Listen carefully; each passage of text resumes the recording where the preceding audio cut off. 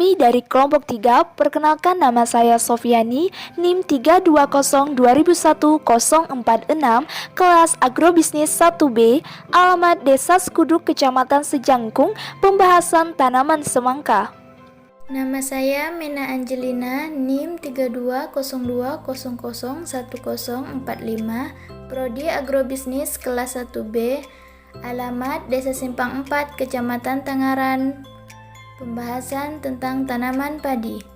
Halo, nama saya Rosanti, NIM 320201040, kelas Agrobisnis 1B, alamat Parit Kongsi Pemangkat. Pembahasan tanaman pepaya.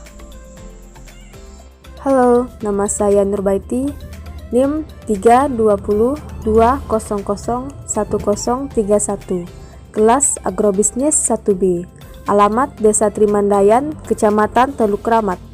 Pembahasan tanaman manggis.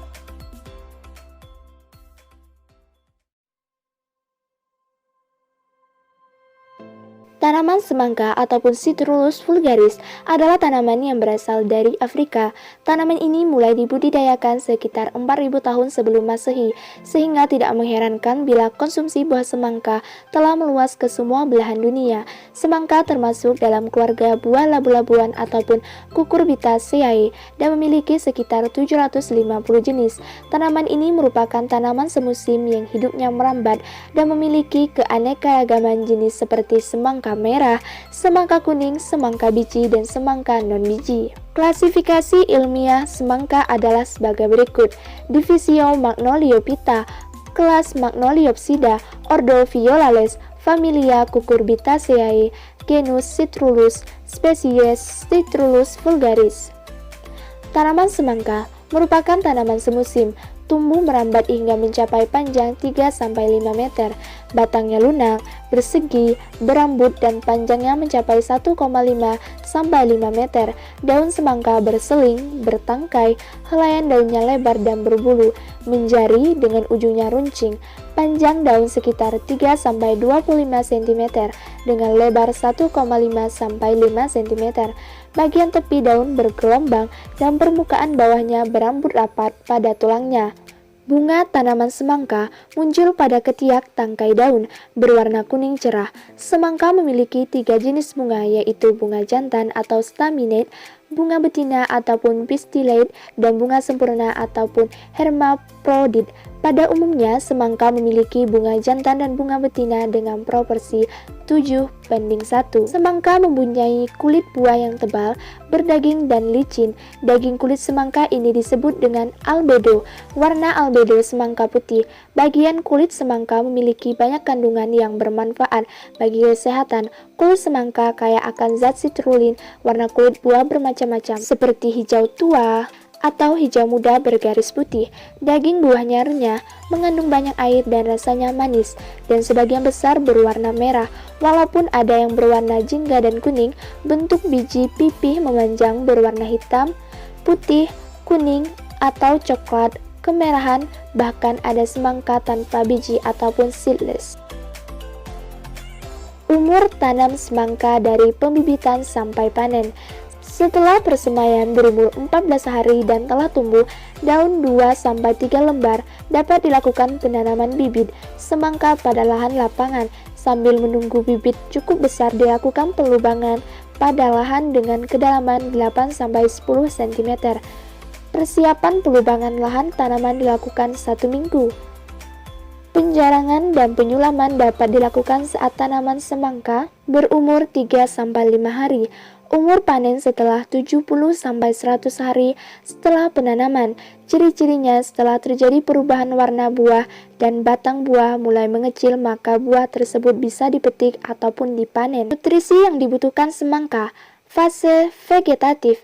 Yang pertama adalah nitrogen. Disarankan NPK Mutiara Sprinter 20/10/10. Fungsi: tanaman semangka membutuhkan nitrogen yang lebih banyak agar pembentukan daun, akar, dan batangnya lebih maksimal. Yang kedua adalah kalsium. Fungsi unsur hara ini berperan dalam penebalan dinding sel. untuk sistem perakaran dan tunas yang baik dan daya simpan buah. Yang ketiga adalah fosfat, fungsi pembentukan akar dan bunga. Selanjutnya ada fase generatif. Yang pertama adalah kalium, fungsi membuat buah semangka memiliki kulit yang lebih tebal sehingga bisa mengurangi keretakan atau memar. Hasil tanaman semangka yang pertama adalah bisa dikonsumsi secara langsung, yang kedua bisa dibuat jus, ketiga kue semangka, keempat salad semangka, kelima kandungan semangka untuk kosmetik, dan keenam bisa dijadikan obat. Dampak bila manusia mengkonsumsi tanaman semangka, dampak positif, menjaga jantung tetap sehat, membantu mengatasi peradangan, salah satu sumber hidrasi terbaik, membantu mengurangi kanker, meningkatkan kekakuan otot. Selain dampak positif, terdapat juga dampak negatif yaitu gangguan usus, gangguan kardiovaskular, tingkat tekanan darah menurun drastis, reaksi alergi, dan kelelahan.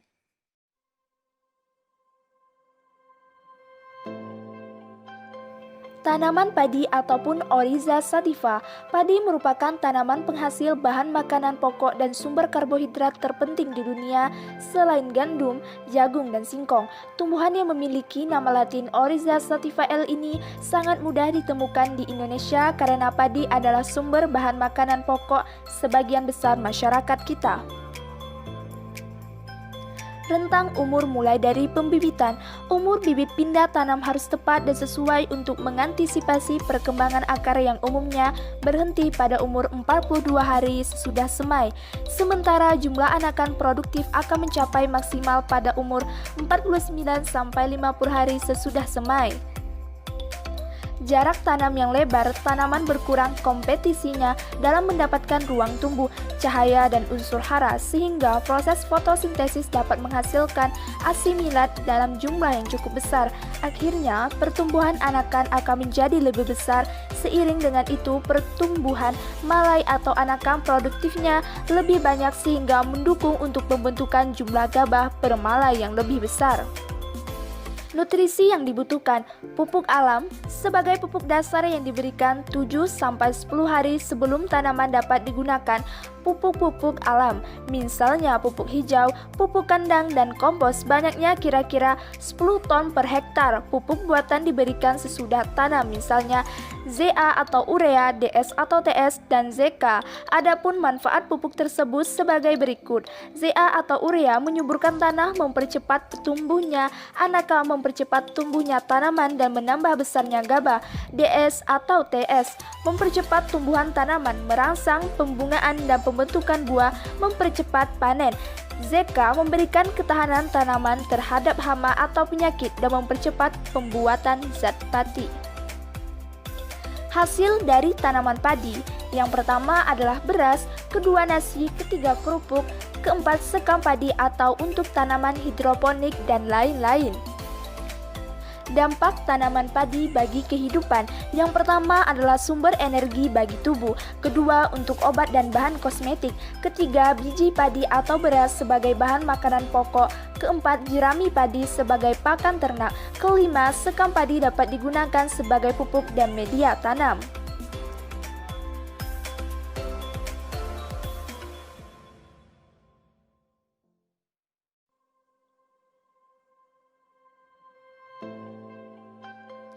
Tanaman manggis ataupun Garcinia mangostana L.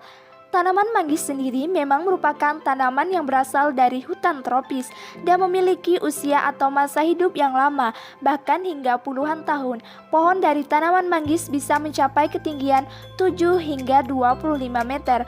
Tanaman manggis sendiri memiliki buah yang mempunyai cita rasa manis, serta kulit dari buah manggis tersebut dapat dimanfaatkan ekstraknya yang tentu berkhasiat bagi tubuh. Tanaman manggis diperkirakan berasal dari kawasan Semenanjung Malaysia dengan pusat penyebarannya meliputi negara-negara Asia Tenggara seperti Kamboja, Thailand, Filipina, dan Myanmar. Pada tanaman manggis, batang pohonnya berkayu serta memiliki struktur yang keras dan permukaan batangnya tidak rata. Pohon manggis ini bisa terus tumbuh hingga mencapai ketinggian 25 meter. Rentang umur tanaman manggis. Pohon manggis dapat diperbanyak dengan biji atau bibit hasil penyambungan pucuk dan susuan. Pohon yang ditanam dari biji baru berbunga pada umur 10-15 tahun, sedangkan yang ditanam dari bibit hasil sambungan dapat berbunga pada umur 5-7 tahun. Nutrisi untuk manggis. Yang pertama adalah kalium ataupun KCl sebanyak 1/3 bagian. Yang kedua ataupun fosfor Sp-36 sebanyak 1 bagian. Ketiga, pemberian mulsa. Mulsa jerami dihamparkan setebal 3-5 cm menutupi tanah di sekeliling batang yang masih kecil untuk menekan gulma, menjaga kelembapan dan aerasi dan mengurangi penguapan air. Fungsi meningkatkan atau mempertahankan unsur hara di dalam tanah, mengoptimalkan pertumbuhan tanaman manggis untuk berproduksi, mempertahankan kondisi tanaman manggis tetap stabil dalam berproduksi buah, meningkatkan produksi dan mutu buah manggis. Hasil dari tanaman manggis: es krim, ekstrak buah manggis, minuman sari buah manggis, pewarna makanan, dan pil kulit manggis.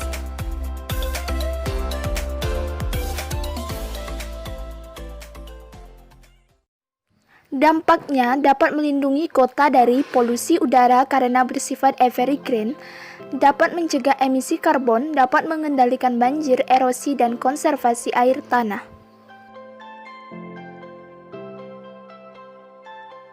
Pepaya ataupun Carissa papaya L.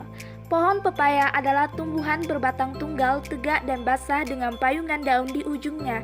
Dapat tumbuh setinggi 270-900 cm serta mengandung getah putih di seluruh bagian pohonnya. Bentuk daun pepaya yakni tunggal, menjari 5-9 bagian. Tangkai daun panjang berongga 50-100 cm tergantung umur. Batang pepaya berbentuk silinder dengan diameter 30-40 cm. Semi berkayu, berongga, dan bergabus dengan kulit yang lembut berwarna abu-abu. Permukaan batang dipenuhi dengan bekas tangkai daun. Arah pertumbuhan batang tegak lurus ke atas dan tidak bercabang, kecuali bagian ujung pucuk mengalami pelukaan atau titik tumbuhnya terpotong. Tanaman ini mulai berbuah 8-9 bulan setelah penanaman dan berlangsung sepanjang tahun selama tanaman terus berbunga.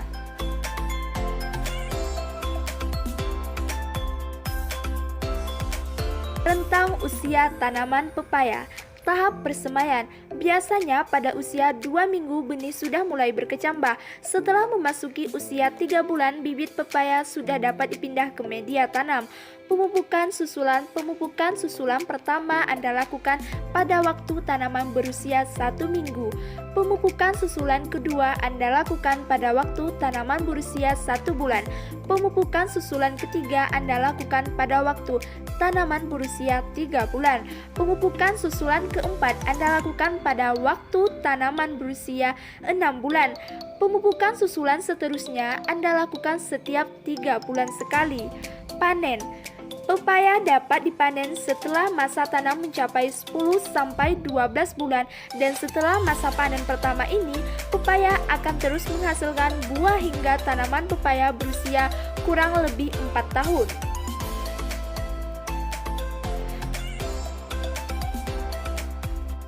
Nutrisi yang dibutuhkan pepaya. Pupuk dasar yang digunakan adalah abu bekas bakaran kayu sawmil atau abu bakar sebanyak 20 kg per lubang tanam.